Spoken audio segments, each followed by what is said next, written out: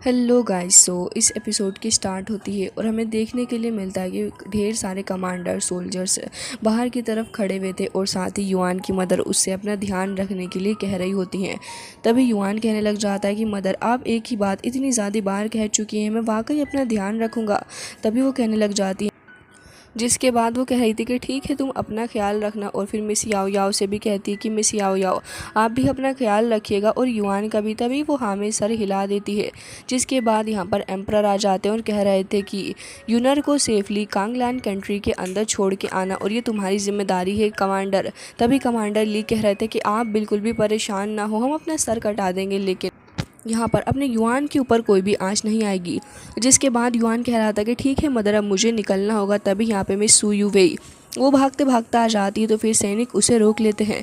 तो यहाँ पे युआन कहता है कि उसे आने दो, तो फिर एम्परर भी इशारा करते हैं। जिसके बाद मिस सू यू वेई आ जाती है और फिर तुरंत यहाँ पे आके ग्रीट कर रही होती है क्वीन को। फिर कहने लग जाती है कि प्लीज़ मुझे भी युआन के साथ जाने दीजिए एंड मुझे उसकी फ़िक्र है। जिसके बाद यहाँ पर वो कहने लग जाती है कि हाँ, मुझे पता है कि तुम्हें उसकी फ़िक्र है और तुम उसे ऐसे जाने भी नहीं दोगी। जिसके बाद वो उसे अलाउ कर देती हैं। तो फिर यहाँ पे मिस सू यू वेई काफ़ी ज़्यादा खुश थी। युआन कह रहा था कि ठीक है, अरेंजमेंट्स करो। वो लोग आगे की तरफ को चले जाते हैं, उन्हें जाता हुआ देख रहे थे, लेकिन युआन की मदर उसके लिए थोड़ी सैड होती हैं। तो फिर एम्परर यहाँ पर उन्हें कंसोल करने की कोशिश कर रहे होते हैं। हालांकि इसी के साथ इनका कारवां आगे की तरफ को बढ़ने लग जाता है। ये लोग पहाड़ियों से गुजरते हुए आगे की तरफ को जा रहे थे, लेकिन काफ़ी वक्त से ऐसे ही बैठे हुए थे, तो थोड़ा एम्बेरसिंग मोमेंट यहाँ पर क्रिएट हो जाता और थोड़े ऑकवर्ड ही सारे के सारे फील कर रहे थे। जिसके बाद युआन तो यहाँ पे इन दोनों को ही ताड़ रहा होता है धीरे धीरे करके। जैसे ही मैं सू यू इस चीज़ को देखती है तो युआन यहाँ पे एम्बेरस्ड हो गया था और कह रहा था कि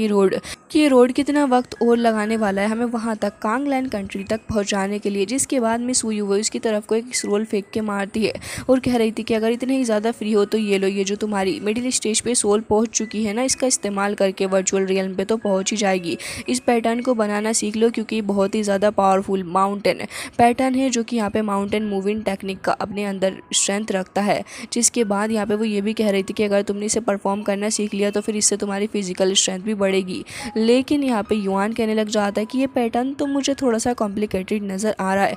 तो यहाँ पे हम देखते हैं कि मिस याओ याओ का पेट तुरंत ही आगे बढ़ता है, फिर युआन को यहाँ पे परेशान करने लग गया था। युआन यहाँ पे कह रहा होता है कि अच्छा ठीक है, मैं प्रैक्टिस कर लूँगा, तुम मुझे परेशान मत करो। मिस सू यू वे भी हंसने लग जाती है उसके ऊपर और हम देखते हैं कि युआन यहाँ पे उसकी तरफ शीट देता है जिसके ऊपर कुछ लिखा हुआ था और कह रहा था कि ये लो, ये एक लो ग्रेड की चीज़ है, इसका इस्तेमाल करोगे तो फिर यहाँ पे तुम काफ़ी ज़्यादा पावरफुल हो जाओगी। जिसके बाद यहाँ पे वो कह रही थी लेकिन ये तो इतना ज़्यादा एक्सपेंसिव है, मैं इसे नहीं ले सकती। तो युआन कहने लग जाता है कि रख भी लो, अच्छा क्योंकि तुम अभी की नरिशिंग स्टेज के ऊपर एंटर करने वाली हो, तुम्हें इसकी ज़रूरत पड़ेगी एंड वैसे भी जैसे जैसे तुम आगे जाओगी चीज़ तुम्हें ज़रूरत पड़ने ही वाली है।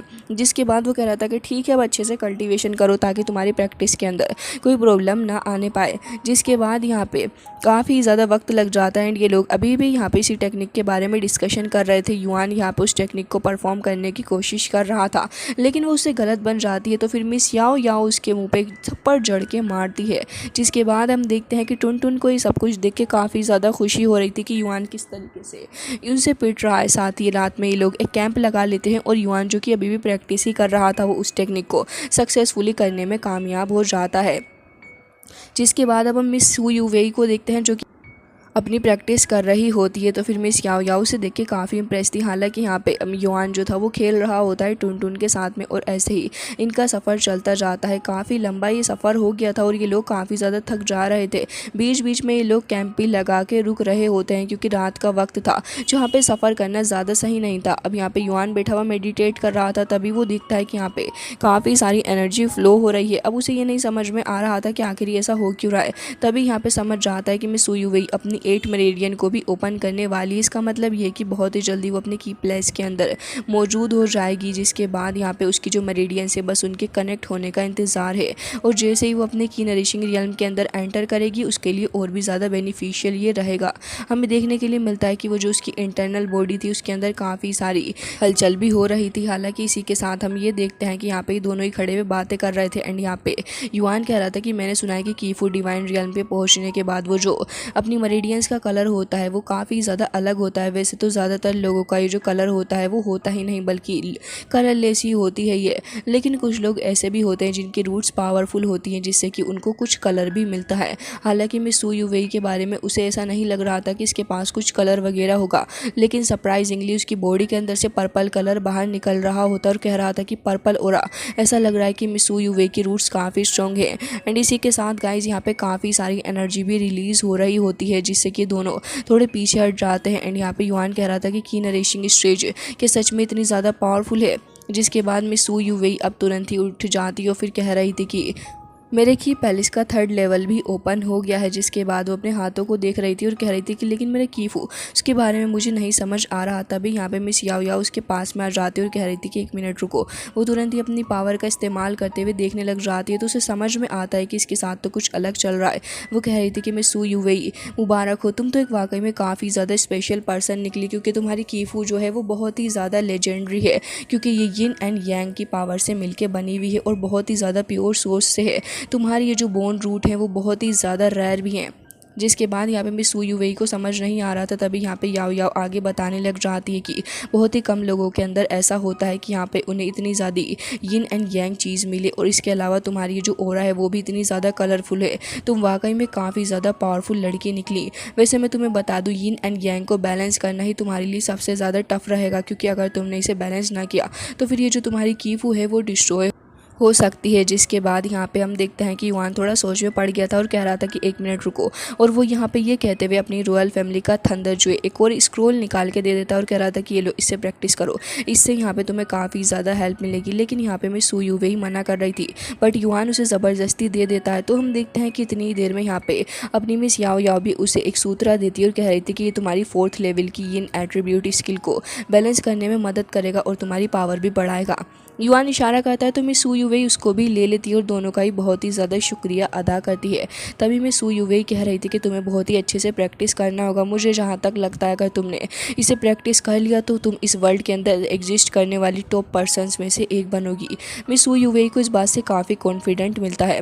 हालांकि इसी के साथ यहाँ पे फाइनली मिस याओ याओ कह रही होती है कि तुम जाके अपनी golden app moving mountain technique को कब प्रैक्टिस करोगे। जिसके बाद वो तुरंत ही वहाँ से चला जाता है डरते हुए। हालांकि इसी के साथ अब अगले दिन सुबह का सीन दिखाता है, जहाँ पे कमांडर ली कह रहे थे कि हम बस पहुँचने वाले कांगलैंड के लिए। तभी यहाँ पे युआन कह रहा होता है कि ठीक है, वैसे हमें ऐसे जाते हुए तो काफ़ी देर हो जाएगी, मुझे लग रहा है कि आपको पहले यहाँ से चले जाना चाहिए सब कुछ अरेंज करने के लिए कांगलैंड में, क्योंकि मुझे कल वेई से भी मुलाकात करनी है। इसलिए कुछ सोल्जर्स आगे चले जाते हैं। अब फाइनली हमें दिखाई जाती है मिस वेई, जो कि अपने ढेर सारे साथियों के साथ आगे की तरफ को बढ़ रही थी। एंड तभी यहाँ पे उसके सामने कमांडर आ जाता है, जिसे वो ग्रीट करती है। दोनों के ही बीच काफ़ी अच्छे से बातचीत चल रही थी। तभी वो पूछती है कि आप किसके साथ आए हैं, प्रिंस कहाँ है। तभी वो कह रहे थे कि युआन देखिए वो आ रहे हैं। युआन यहाँ पे दोनों ही लड़कियों को उतार रहा था, लेकिन वेई इसको देख के काफ़ी अजीब सा कोल्ड रिएक्शन देती है। साथ ही यहाँ पे युआन भी नहीं समझ पा रहा था कि आखिर क्या कर रही है। जिसके बाद वो कहती है कि ठीक है, सब कुछ अंदर रख दो, मैं सब कुछ अरेंज करवा रही हूँ तुम्हारा।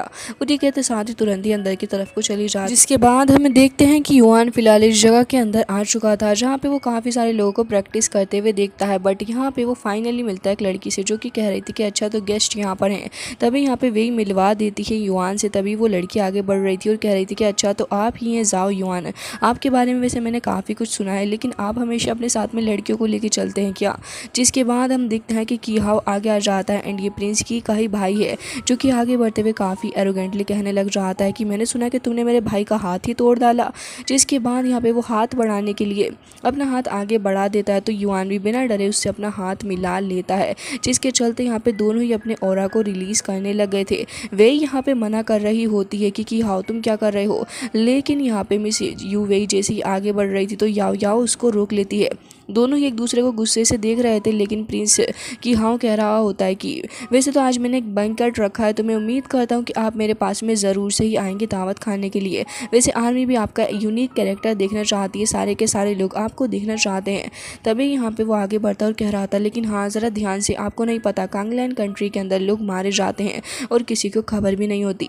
युआन कह रहा था कि परवाह नहीं है मुझे इस चीज़ की, और फिर उसके बाद कीहाओ तुरंत ही वहाँ से चला जाता है। बाद वो अपने रूम में आ गया था। तभी हम देखते हैं कि यहाँ पे एक ओल्ड मैन आता है जो कि कह रहा था कि आप परेशान मत हो, मैंने सारा इंतज़ाम कर लिया। तभी कि हाँ कह रहा था कि बिल्कुल फादर को ये मैसेज भिजवा दो एंड सब कुछ उन्हें बता देना। जिसके बाद यहाँ पे वो कह रहा था कि और रही बात इस वे की तो इसे तो मैं खुद ही हैंडल कर लूँगा। जिसके बाद वो कह रहा था तुमने और क्या इंतज़ाम किया है। तभी यहाँ पे वो कहने लग जाता है कि ये मास्टर यिंग है एंड ये हमारे काफ़ी काम में आने वाले हैं। तभी कि हाँ कह रहा था कि चलो अच्छी बात है, आज मैं इस जाओ युआन के मुंह पे चांटा मारूंगा सभी लोगों के सामने। इंसल्टिंग वे में वो ये बात कह रहा होता है। जिसके बाद हम देखते हैं कि बाहर ये लोग इंजॉय कर रहे थे। तभी यहाँ पे वे एक बार फिर से इन दोनों ही लड़कियों को जलाने के लिए कहती है कि ऐसा लग रहा है कि युआन जहाँ भी जाते हैं आप लड़कियों को साथ में लेकर जाते हैं, आखिर किस लिए।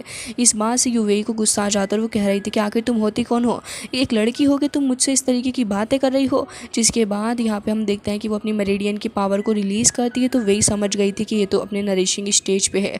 जिसके बाद वो माफ़ी मांगती है।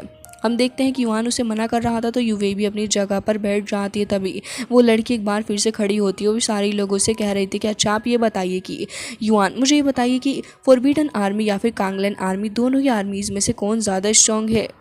ये बात उसने जान के कही थी ताकि यहाँ पे कॉन्फ्लिक्ट क्रिएट हो। लेकिन यहाँ पे युआन जो था वो बहुत ही चालाकी के साथ में दोनों ही आर्मीज़ की तारीफ़ें कर रहा होता और कह रहा था कि दोनों ही आर्मीज़ अपनी अपनी जगह पर बेस्ट हैं एंड मैं दोनों को बहुत ही ज़्यादा सराहता हूँ और यही वजह है कि यहाँ पर मुझे दोनों ही आर्मीज़ की सपोर्ट की हमेशा से ही ज़रूरत रही है। ये सुनने के बाद तो यहाँ पे दोनों ही आर्मी के सोल्जर्स जो थे वो बहुत ही ज़्यादा खुश हो जाते हैं युआन से एंड वो यहाँ पे कह रहे थे कि वाकई में युआन बहुत ही ज़्यादा अच्छे हैं। लेकिन यहाँ पे वे उठ के खड़ी हो जाती है। तभी यहाँ पे वो लड़की एक बार फिर से रोक लेती है और कह रही थी कि वैसे मैंने युआन के बारे में काफ़ी कुछ सुना है, युआन क्यों ना आप हमारे साथ में फाइटिंग करके आपकी स्किल दिखाओ। तभी यहाँ पे हम देखते हैं कि कमांडर ली तुरंत ही उठ जाते हैं और कह रहे थे कि बिल्कुल भी नहीं, हमारे युआन जो है वो काफ़ी ज़्यादा थक चुके हैं, इतना लंबा सफ़र तय करके आए हैं वो कांगलैन तक, आखिर भला वो कैसे यहाँ पे फाइट कर सकते हैं। लेकिन की हाओ जान के खड़ा हो जाता है और कह रहा था कि हमें पता है कि ऐसा युआन कर सकते हैं, वो फाइट करेंगे, चलो इन्हें चेयर करो। सारे ही लोग उन्हें चेयर करने लग जाते हैं एंड हम देखते हैं कि जानबूझ के वो कह रहा था कि ठीक है, मैं उम्मीद करता हूँ कि युआन इस चीज़ को एक्सेप्ट करेंगे। अब युआन भी यहाँ पे सबके सामने कह देता है कि ठीक है आ जाओ भाई, किसको फाइट करनी है मेरे साथ। जिसके बाद यहाँ पे हम देखते हैं कि किहाओ काफ़ी ज़्यादा खुश था। उसने अपने ही एक बंदे को भेजा था जो कि 8 मरेडियन का एक पावरफुल सोल्जर था कांगलैन आर्मी का। जिसके बाद यहाँ पे अपना युआन भी खड़ा हो जाता और कह रहा था कि ब्रदर मुझे गाइड करिएगा। साथ में वो बंदा भी कह रहा होता है। सारे ही लोग यहाँ पे अभी तो युआन को ही चेयर कर रहे थे क्योंकि युआन के बारे में काफ़ी कुछ सुना था। तो वो बंदा अपने फर्स्ट अटैक में ही अपना सबसे ज़्यादा मोस्ट पावरफुल अटैक करता है एंड वो आगे बढ़ रहा था अपनी सोर्ड लेके, जिसके अंदर से काफ़ी सारी पावर निकल रही थी। एंड हमें एक फ्लेम नाइफ स्लैश नाम की इस टेक्निक के बारे में पता चलता है। लेकिन युआन अपने ब्रश को लेता है फिर उसी का इस्तेमाल करते हुए उसे और भी ज़्यादा शार्प कर लेता है और हमें देखने के लिए मिलता है दोनों के बीच में काफ़ी ज़्यादा शानदार क्लैश है। अभी कुछ ही सेकंड्स के अंदर ख़त्म भी हो गया था और उसके बाद हम देखते हैं कि वो सोल्जर जिसकी 8 मरेडियन थी वो पीछे को जाकर रुक जाता है। सारे लोग हैरान थे कि सडनली क्या हो गया, लेकिन देखते ही देखते उनकी आंखों के सामने उस बंदे की सोर्ड ही टूट जाती है। जिसके बाद सारे ही लोग युआन को मानने लग गए थे और कह रहे होते हैं कि वाकई इस बंदे में दम है। एंड साथ ही वे भी कह रही होती है कि वाकई में जो इसके बारे में सुना था वो इंडीड सच है। जिसके बाद वही पर्सन दिखाए जाते हैं जिनके बारे में युआन के फादर ने बताया था, उनका बेटा जो कि यहाँ पे काफ़ी सफ़र कर रहा होता है। वो कह रहे थे कि अब बस मैं देखूंगा वो मास्टर अगर आता है और मेरे बेटे के यहाँ पे उसके अंदर से जहर निकाल सकता है तो फिर मैं देखता हूँ कि मुझे क्या करना है, नहीं तो मुझे काफ़ी टफ चॉइस लेनी पड़ेगी। क्योंकि यहाँ पे वो सच में अपने बेटे को बचाना चाहते थे जिसका नाम बिन होता है। हालांकि गाइस इसी के साथ ये एपिसोड हो जाता है एंड आई रियली होप कि आपको ये अच्छा लगा होगा। मिलते हैं नेक्स्ट वीडियो में, तब तक के लिए bye bye, take care of yourself.